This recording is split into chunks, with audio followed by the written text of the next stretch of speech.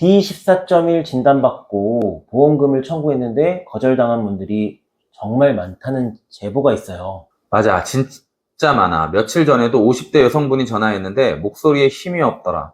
왜 저는 안 된대요? 하고 울먹이는데 마음이 아팠어. 보통은 진단 코드만 보고 판단하는 거죠.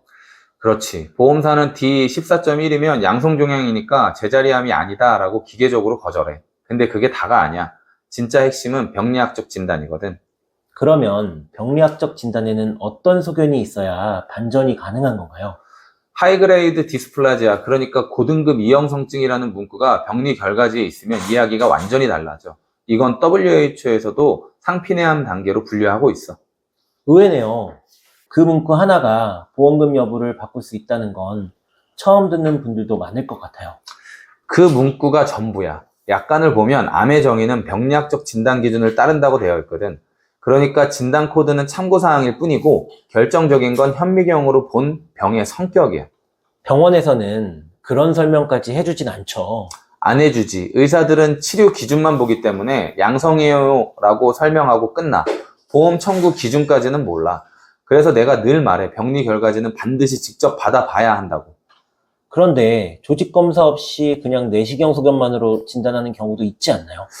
있지. 특히 동네 이비인후과에서 그냥 보이는 대로 D14.1 찍어버리는 경우가 많아. 근데 병리 데이터가 없으면 보험금 청구의 근거 자체가 없는 거야. 그럼 시청자분들이 혼자서 나는 해당 안 되나 보다 하고 포기하면 안 되겠네요. 절대 안 되지. D14.1 진단받고 그냥 포기했다가 내가 입증해서 보험금 받아낸 사례가 얼마나 많은데. 기억에 남는 사례 하나만 소개해 주세요. 40대 남성분이 있었어. 2019년도 가입자였는데 2023년에 후드 이형성증 진단을 받았고 진단 코드는 D14.1, 보험사는 그냥 제자리암이 아니다 하고 바로 거절했지. 근데 병리검사 결과지를 보니까 고등급 이형성증 명확하게 있었어. 내가 병리 자문 붙이고 약관 근거 정리해서 청구했더니 2천만 원이 나왔어. 정말 혼자 했다면 절대 못 받았을 돈이네요. 혼자선 절대 못하지. 그건 단순히 병리 용어 하나 때문에가 아니야. 그걸 어떤 방식으로 입증해서 설명하고 보험사와 논리를 어떻게 구성하느냐가 중요한 거야. 전략이라고. 보험사에서 암 아니다 라고 주장하면 어떻게 반박하세요? 약관을 보세요. 병리학적 진단 기준이라 돼 있잖아요. 병리 보고서엔 고등급 이형성증이라고 명확하게 써 있고 WHO 기준에도 상피내암으로 본다고 돼 있습니다. 이렇게 말하면 보험사도 점점 태도가 바뀌어. 입증 전략이 정말 핵심이네요.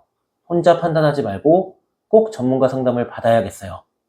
다음은 후속 대응과 실제 입증 전략에 대해서 조금 더 자세히 들어보고 싶어요.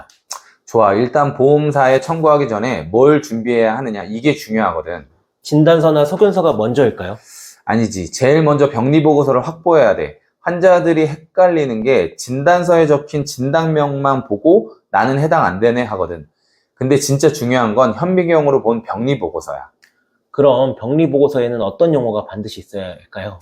고등급 이형성증 혹은 영어로 하이그레이드 디스플라지아라고 써 있는 게 핵심이야. 이게 있어야 제자리암 기준에 맞다고 주장할 수 있어.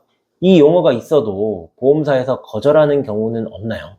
있지. 요즘 보험사들 고등급 이형성증이 있어도 이건 제자리암이 아니다 라고 버티는 경우가 많아. 그래서 전략적으로 대응해야 돼. 그럼 어떤 식으로 전략을 짜는 건가요? 먼저 병리 자문 의견을 받아 전문 병리과 교수나 의사한테 자문을 받아서 이 소견이 WHO 기준에 부합한다는 걸 입증하는 거지. 그 다음 약관 조항을 근거로 보험사에 통보하고 필요하면 손해사정 보고서도 제출해. 혼자 하긴 어렵겠네요.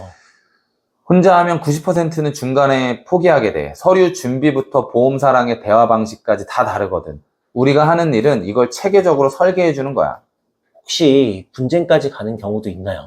있지. 민원부터 시작해서 분쟁조정위원회까지 가는 경우도 많아. 하지만 대부분은 자문소견서만 잘 준비하면 민원 전 단계에서 해결하게 돼. 보험사도 리스크 부담하긴 싫거든. 그렇다면 청구 타이밍도 중요할까요? 당연하지. 진단일로부터 청구 시점까지 너무 늦으면 소멸시효에 걸릴 수가 있어. 대부분 3년인데 병리소견 받은 날을 기준으로 카운트하는 경우도 있어. 중요한 팁이네요. 마지막으로 시청자에게 꼭 해주고 싶은 말 있으세요? 보험금 청구는 되는 사람만 되는 게임이 아니야. 조건이 되면 누구나 받아야 하는 권리야. 그런데 문제는 그 권리를 스스로 포기하고 있다는 거지. 병리 결과지 받고 전문가랑 상담하고 혼자 판단하지 말고 꼭 입증할 기회를 가져보길 바래. 오늘 말씀 감사합니다. 이 내용이 많은 분들께 도움이 되길 바랍니다. 그래, 꼭 포기하지 마.